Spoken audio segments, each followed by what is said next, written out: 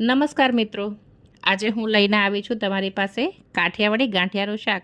વેકેશનનો time છે અને મહેમાનોની અવર જવર ચાલુ થઈ ગઈ છે. તો ઘરમાં ક્યારેય કોઈ શાક ના હોય તો આપણે શું બનાવીશું એ બહુ મોટો પ્રશ્ન હોય છે. તો ચલો આજે આપણે બનાવીએ કાઠિયાવાડી ગાંઠિયાનું શાક. જેના માટે મેં એક લોયામાં સૌથી પહેલાં રાઈ હિંગનો વઘાર મૂકેલો છે અને 3થી 4 ડુંગળી ક્રશ કરી અને તેલમાં નાખી દીધેલી છે. ડુંગળી જ્યારે ગોલ્ડન બ્રાઉન થાય ત્યારે તેમાં લસણીયો મસાલો નાખેલો છે. હંમેશા ગાંઠિયા કે સેવના શાકમાં લસણિયાનો મસાલો નાખવો વધારે પ્રિફર કરવો, જેનાથી શાકનો કલર સરસ આવે છે અને એ વધારે સ્પાઇસી પણ નથી બનતું. ત્યારબાદ આપણા બેઝિક ઇન્ગ્રીડિયન્ટ્સ હળદર, મરચું, ધાણા જીરું આપણે નાખી દઈશું અંદર અને ડુંગળીને સતત હલાવતા રહીશું કે જેથી એ નીચે ચોંટી ના જાય. ત્યારબાદ મીઠું નાખી અને એને વ્યવસ્થિત રીતે ડુંગળીને સોંતરાવા દઈશું.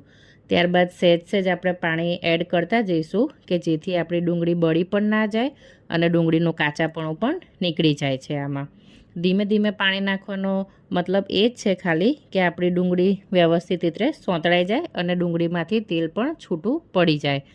જો આ દેખાતું હશે તમને કે મારી રેસીપીમાં સરસ મજાનું તેલ હવે છૂટું પડી ગયેલું છે. અને ઘણી વખત એવું પણ થતું હોય છે કે તેલ જો થોડું ઓછું મુકાઈ ગયું હોય તો છૂટું ના પડે, તો આ પ્રોસેસ થોડી 2-3 વાર વધારે કરવી.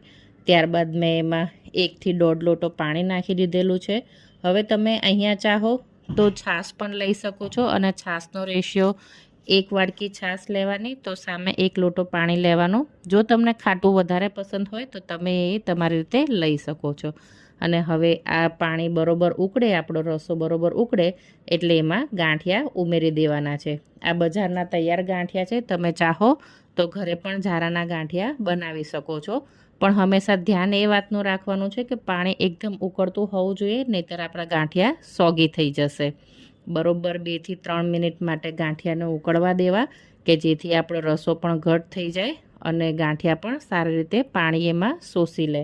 જો તમે આ પ્રોસેસ નહીં કરો તો તમારા ગાંઠિયા અંદર પાણીમાં સોગી થઈ જશે અને એકદમ ટેસ્ટ સારો નહીં લાગે. માટે કરીને એને 2થી 3 મિનિટ માટે વ્યવસ્થિત ઉકળવા દેવા અને ત્યારબાદ ગાંઠિયાનું શાક આપણું તૈયાર છે, જેને આપણે કોથમરી નાખીને સર્વ કરી દઈશું.